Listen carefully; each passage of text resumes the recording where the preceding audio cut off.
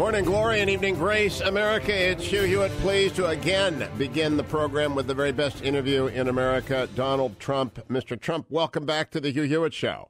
Hello, Hugh. You know, I just read the best article about you in USA Today. Wow, what power. I know, that was a nice piece. I appreciate it. But yesterday, I was very impressed. Thank you. Congratulations. Yesterday, though, you compared the American media to New York real estate developers. If you prick us, do we not bleed? Really? We're that bad? Well, some of them are. I mean, some of them are. It's not bad. Some are not very honest. And I understand it, but, I don't think I'd be that way. I don't think. Who knows what happens? But I will say this, 25% are really good and 10 to 15% are terrific people and very, very talented people. But there's tremendous dishonesty in the media, especially the political media. I remember your UN remodel testimony, what you said about New York developers. Right. I was willing to do the United Nations remodel for $500 million, and they ended up spending $4 billion. And I said, I'll guarantee completion. They said, well, but what will be the difference? I said, my $500 million job will be much better than your $4 billion job, which, by the way, was $2 billion. I said it will be $4 billion, and that's pretty much what happened. Well, that's what your testimony was right on. But you were so harsh on developers. I hope I'm in your 15% when it comes to the media. You're an honest guy. Right. I agree. You are going to win New Hampshire on Tuesday. Who is going to be second and third, Donald Trump? Well, I don't even know that I'm going to win. Who knows? I mean, I'm up here now. We made 5 stops, and I'm right here. We're going to our 6th. And I don't know. I mean, I will say this. There's a lot of love in those rooms. The relationship that I have, and I've been here a lot over the years, not even to do with politics. I've always loved New Hampshire. And there's a lot of good feeling. I don't know about second place. I see it's very competitive. Boy, there's a lot of fighting. I've never seen anything like it. They're really going at each other, It's pretty wild. So I am very confident you're going to win, but you don't have an intuition on who's getting silver and bronze? I don't like to say. I mean, I have my feelings, but I don't like to say. I know, we're doing well, and I know there's a great feeling, and a lot of people are liking what I'm talking about on the border and on trade and on the military and knocking the hell out of ISIS and, and so many different things, and taking care of our vets, which is a very important thing to me. Another important thing, because, to me, it's imperative. We have to terminate Obamacare. We have to repeal it, and we have to replace it with something so good. And there's so many options that we have. We'll do a great job. And there's a great feeling up here. But I don't want to be so presumptuous as to say I'm going to win, because who really knows? I do. I was right last week, so I'm saying I'm right this week. Okay. But can we rule out Ted Cruz as your vice presidential pick? Well, I don't know. Look, I have nothing against it. It was sort of a sad thing that happened, but I've always liked him. I've always gotten along well with him. But I'm so much now focused on New Hampshire. It's sort of like, I think in a way, a lot of people said I did great because I've never done this before. I've never been a politician, and I picked it up nicely. I came in second. I beat governors and senators and all of these people that are actually hot governors and hot senators, right? Yes. Successful. Yes. And, I come in a strong second. Actually, you win by more than 2,000 votes. That's actually not a close thing. I did find it amusing where people say Marco, who I like, but Marco is unbelievable. He came in third. Unbelievable. And I come in second, and nobody said that. It's sort of interesting, but... All right, I got one more question about vice presidents. I had Joe Scarborough on the show last week, and I think Joe would make a great running mate for you. Have you thought about that? Well, Joe is a great guy, and I will tell you, I know he loves that concept of running for office, and I haven't thought of it actually in terms of Joe, but I will say he's a very talented guy, and I love his show. He'd bring Florida with you? He'd bring a lot of media exposure? Yeah. He'd be good. Well, I think I'm going to do really well in Florida. One of the things that is interesting to me, I mean, you look at Florida, I'm at 48, and Rubio's at 11, and Bush is like at almost nothing. Bush is so low. It's amazing that he spent so much money and he's got such bad results. It's actually amazing. But, it's one of those things. But, I think I'll bring potentially New York. I think I'll bring Pennsylvania. I think I'll bring Virginia and Michigan and Ohio. I think I'll bring places and states that no Republican can talk about bringing you. And I mean, as an example, if I won New York, because upstate New York, the numbers are through the roof, and if I won New York, the election's over because, it's got so many delegates, and nobody else can even talk in terms of winning New York. So it's sort of interesting. Let's talk about Florida for a second, because you obviously have big investments down there, and there's a state of emergency. The Zika virus has showed up there. You probably wouldn't let Ivanka. She's pregnant. You probably wouldn't let her go into the state right now. What would you do if you were president about this virus? Well, you got to do everything you can. They have the vaccines that they're trying to come up with quickly, but they're not able to come up with, and it's mostly affecting pregnant women, which is a very rough thing.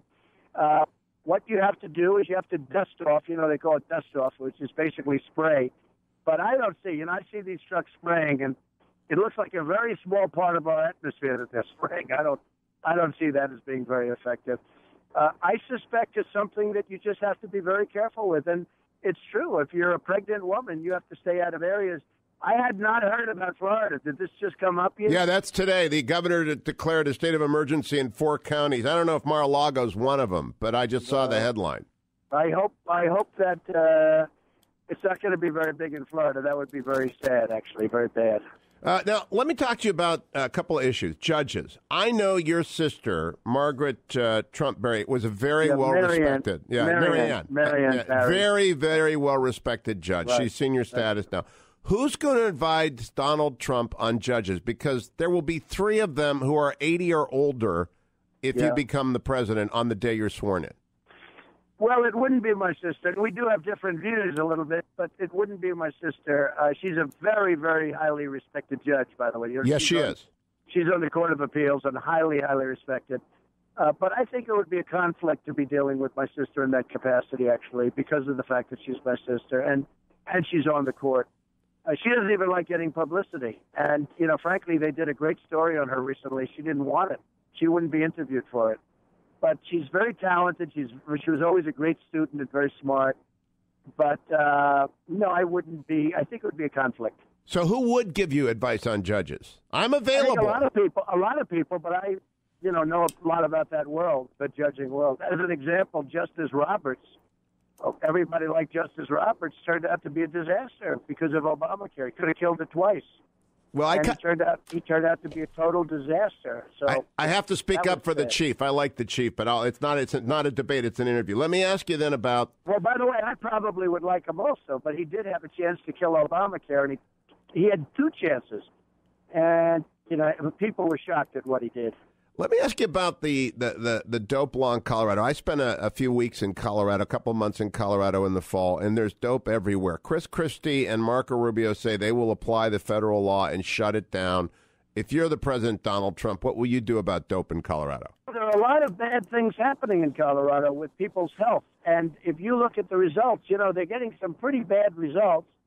Plus, it's being taken all over the place. I mean, I would have to look at it very seriously. Now, I think if you talk about medical, you're talking about a different ball of wax. But there are a lot of bad results happening in Colorado, and people are talking about it, and I'm reading about it. So I would be looking at a couple of different things, but I really would want to study it further because they're doing a lot of studies.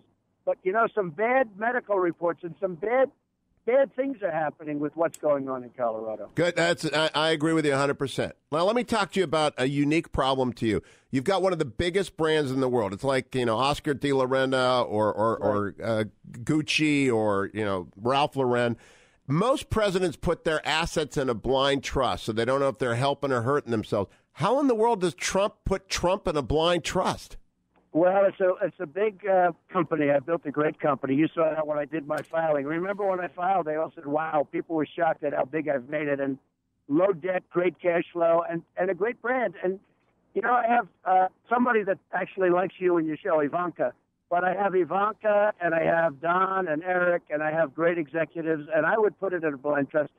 Honestly, this is so big if you win president. There's such an unbelievable opportunity that's so much bigger than even the biggest company that who even wants to think about a company? This country needs help. We have $19 trillion in debt. We have nothing but problems. We have ISIS and we have bad borders and everything's wrong. Health care, Obamacare is a disaster. And I would absolutely put it. I wouldn't care about it. I mean, it's a great company. It's a company can run very easily. And my kids plus executives would run it. I would have no interest. My total focus would be on making our country rich and strong, getting rid of debt, and doing the kind of things that you want to see. Well, you bum me out a little bit because everywhere I go, Ivanka is the most popular person in this campaign. I thought you should bring her to the White House with you. Well, she's actually, that would be a good idea. She's actually 8.5 months pregnant. So who knows what's going to happen? And she's coming up to New Hampshire tomorrow, and she's a great person. She's really a very smart young lady, but she's a great person. All your kids have turned out to be great campaigners, but let me go abroad. Angela Merkel, all of a sudden Germans don't want her. She's blown it. She's in deep, deep trouble. What do you think of her? What do you think of her policy vis-a-vis the immigrants? I think she's terrible. I think what she's done to Germany is a disgrace, and I've talked to you about this before. I think what she's done is it's a catastrophe. She's going to destroy Germany. And everybody thought she was a great leader. I don't know. She got carried away with herself. She's putting people in the country. They have no idea where these people are coming from. And there's tremendous crime. And you see what's going on, rapes and crime and problems that Germany didn't have. No assimilation. And that brings me to the president's speech. That's the word. By the way, that's the word. There's no assimilation. They don't want, half of them want Sharia law, which is a disaster. They want women to be treated terribly.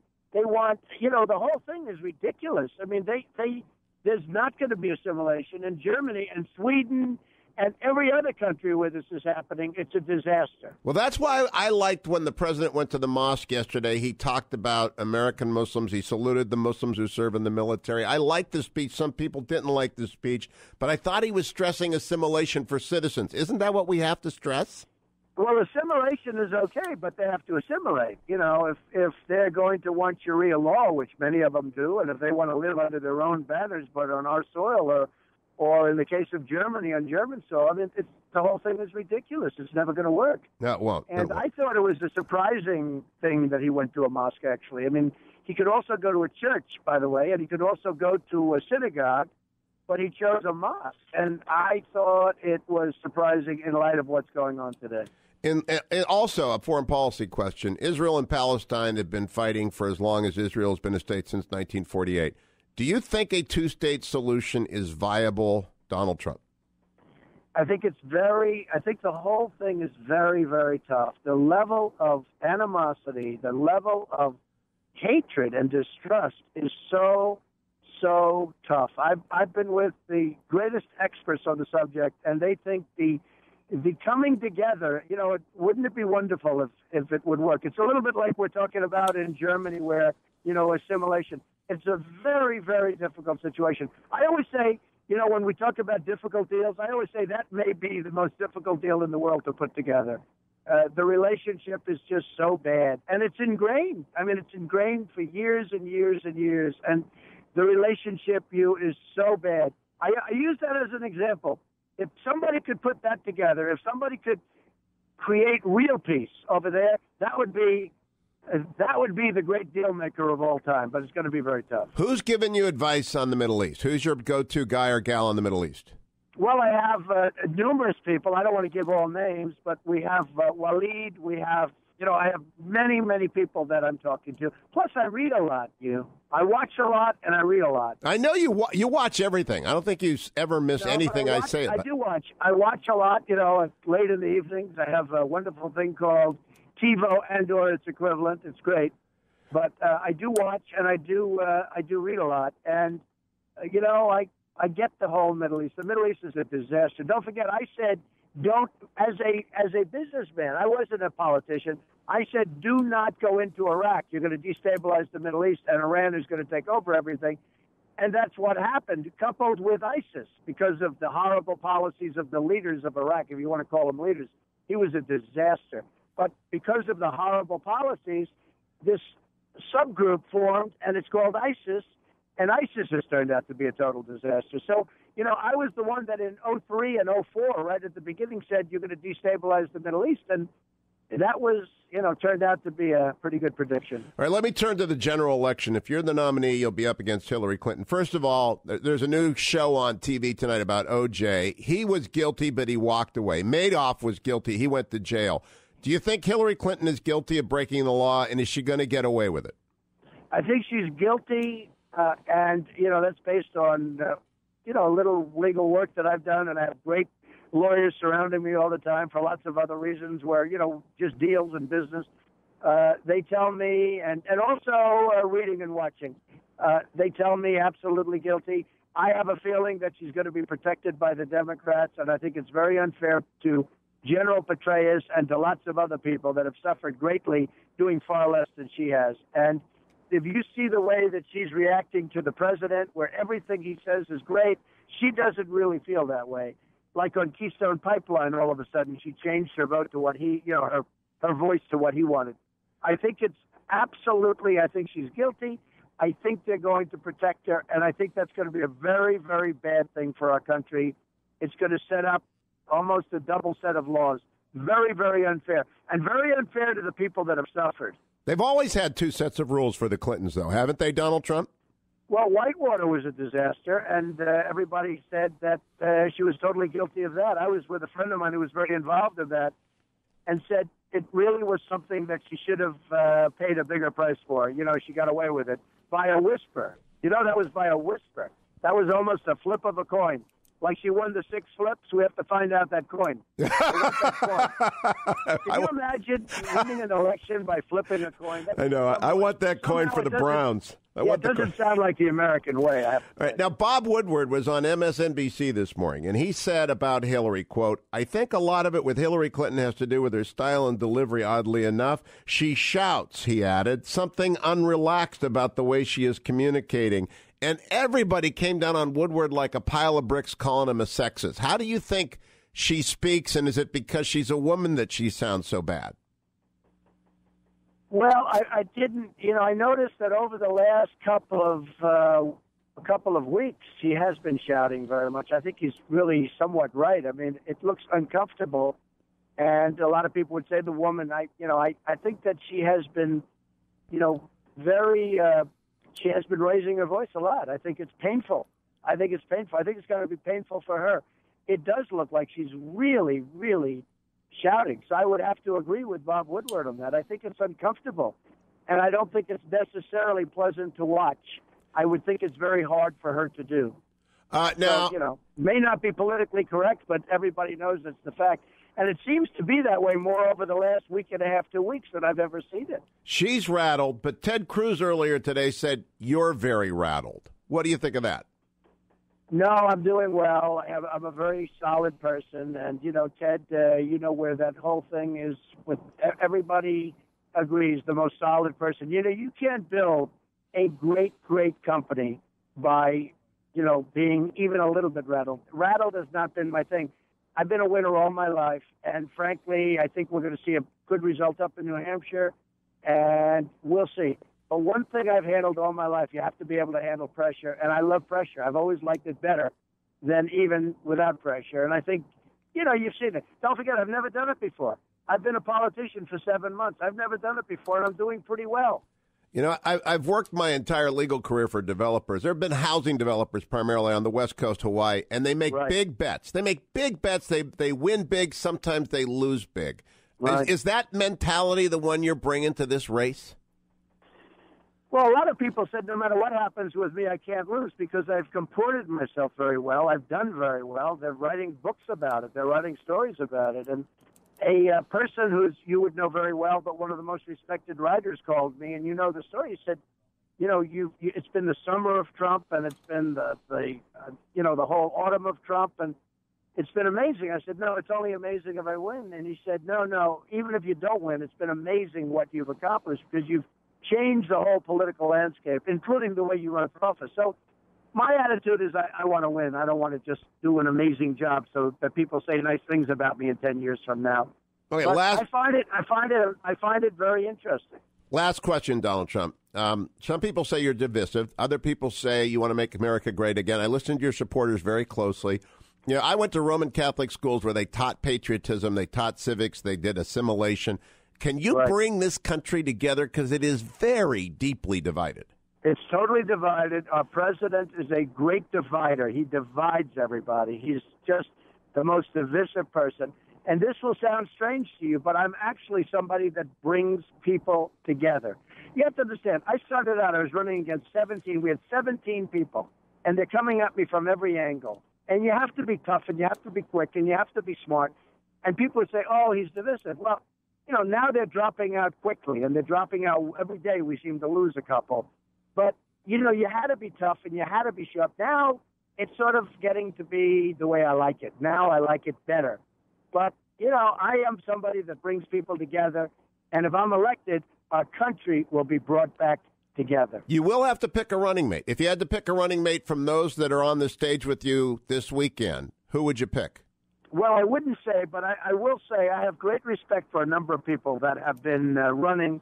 Some of them are gone now, but that have been running and are running. And at the right time, you and I will talk. Right now, I have to win first. All right, Donald Trump, I'll talk with you after New Hampshire. I put my money on you winning this thing, so don't collapse here in the last 3 days. I'll do my best. Thank you. Thank you very much. Bye.